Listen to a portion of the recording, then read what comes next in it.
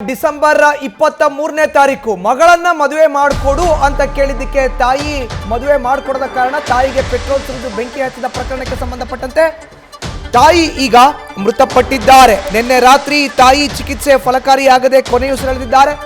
ಚಿಕಿತ್ಸೆ ಫಲಿಸದೆ ಯುವತಿಯ ತಾಯಿ ಗೀತಾ ಕೊನೆಯುಸಿರೆಳೆದಿದ್ದಾರೆ. ಮಗಳನ್ನ ಮದುವೆ ಮಾಡಿಕೊಡಲು ಒಪ್ಪದ ಗೀತಾಗೆ ಬೆಂಕಿಯನ್ನ ಹಚ್ಚಿದ್ದ ಪೆಟ್ರೋಲ್ ಸುರಿದು ಪಾಪಿ. ಪೆಟ್ರೋಲ್ ಸುರಿದು ಗೀತಾಗೆ ಬೆಂಕಿ ಹಚ್ಚಿದ್ದ ಆರೋಪಿ ಅಭಿಮನ್ಯು.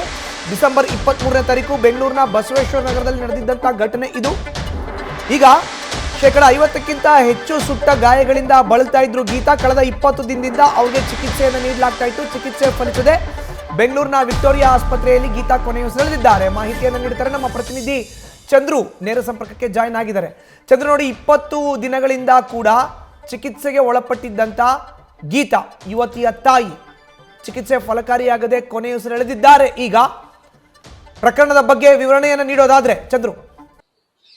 ಮಧುಸೂದನ್, ಏನು ಡಿಸೆಂಬರ್ 23ರಂದು ಈ ಒಂದು ಘಟನೆ ನಡೆದಿರುವಂತಹದ್ದು. ಡಿಸೆಂಬರ್ 22 ರಾತ್ರಿ ಅಂದು ಮುತ್ತು ಅಭಿಮನ್ಯು ಅಂತ ಏನು ಆರೋಪಿ ಇದ್ದಾನೆ, ಆತ ಏನು ಈ ಒಂದು ಮಹಿಳೆ ಗೀತಾ ಏನಿದ್ದಾಳೆ ಈಕೆಯ ಮನೆಗೆ ಹೋಗಿರ್ತಾನೆ. ಹೋದಂತ ಸಂದರ್ಭದಲ್ಲಿ, ಯಾಕೆಂದ್ರೆ ಇವರು ಮೊದಲೇ ಏನು ಬಸವೇಶ್ವರ ನಗರ ಠಾಣೆಯಲ್ಲಿ ಎದುರು ಬದ್ರು ಒಂದು ಅಂಗಡಿಗಳನ್ನ ನಡೆಸ್ತಾ ಇರ್ತಾರೆ. ಈತ ಟೀ ಅಂಗಡಿಯನ್ನ ನಡೆಸ್ತಾ ಇದ್ರೆ, ಈಕೆ ಒಂದು ಅಂಗಡಿಯನ್ನ ಕೂಡ ನಡೆಸ್ತಾ ಇರ್ತಾರೆ. ಹಾಗಾಗಿ ಅಲ್ಲಿಂದಲೂ ಕೂಡ ಸಾಕಷ್ಟು ಪರಿಚಯ ಇರುತ್ತೆ. ಅದಾದ ನಂತರ ಏನು ಇಬ್ಬರ ಅಂದ್ರೆ ಈ ಕುಟುಂಬದ ನಡುವೆ ಒಂದು ಸಾಕಷ್ಟು ಸಲುಗೆ ಇರುತ್ತೆ. ತಾಯಿ ಮಗಳ ಇಬ್ಬರ ಜೊತೆ ಕೂಡ ಒಂದು ಸಲಿಗೆಯಲ್ಲಿ ಇರ್ತಾನೆ. ಅದಾದ ನಂತರ ಏನು ಅವಾಗ ಈ ಒಂದು ಮನೆಗೆ ಹೋಗಿ ಬರುವಂತಹ ಕೆಲಸಕ್ಕೂ ಕೂಡ ಮುಂದಾಗ್ತಾನೆ. ಯಾವಾಗ ಹೆಚ್ಚು ಸಲಿಗೆ ಇವರ ಇಬ್ಬರ ಮಧ್ಯೆ ಇತ್ತು, ಆ ಒಂದು ಅಡ್ವಾಂಟೇಜ್ ಅನ್ನ ತಗೊಂಡು ನಿಮ್ಮ ಮಗಳನ್ನ ನನಗೆ ಕೊಡಿ, ನಾನು ಮದುವೆ ಮಾಡ್ಕೊಳ್ತೀನಿ ಅನ್ನುವಂತ ಒತ್ತಡವನ್ನ ಹಾಕಿದಂತ ಸಂದರ್ಭದಲ್ಲಿ ಆ ಮಹಿಳೆ ಗೀತಾ ಏನಿದ್ದಾಳೆ ನಿರಾಕರಣೆ ಮಾಡ್ತಾಳೆ.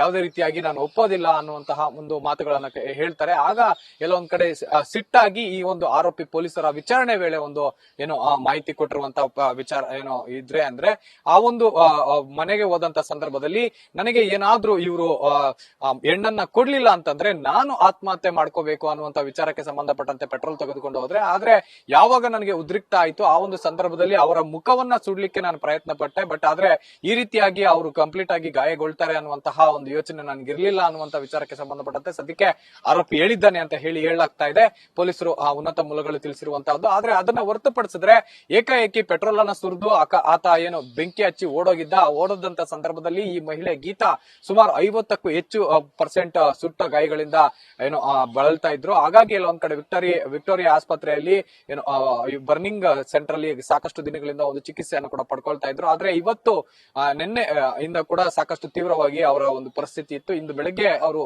ನಿಧನ ಆಗಿದ್ದಾರೆ ಅನ್ನುವಂತ ಮಾಹಿತಿ ಸದ್ಯಕ್ಕೆ ಡಾಕ್ಟರ್ಸ್ ತಿಳಿಸಿರುವಂತಹದ್ದು. ಹೀಗಾಗಿ ಕೊಲೆ ಯತ್ನ ಪ್ರಕರಣವನ್ನ ದಾಖಲು ಮಾಡಿಕೊಂಡು ವಿಚಾರಣೆಯನ್ನ ಮಾಡ್ತಾ ಇದ್ದಂತ ಬಸವೇಶ್ವರ ನಗರ ಪೊಲೀಸರು ಈಗ ಕೊಲೆ ಪ್ರಕರಣವನ್ನ ದಾಖಲು ಮಾಡಿಕೊಂಡು ವಿಚಾರಣೆ ಮಾಡ್ತಾ ಇದ್ದಾರೆ. ಮಧುಸೂದನ್.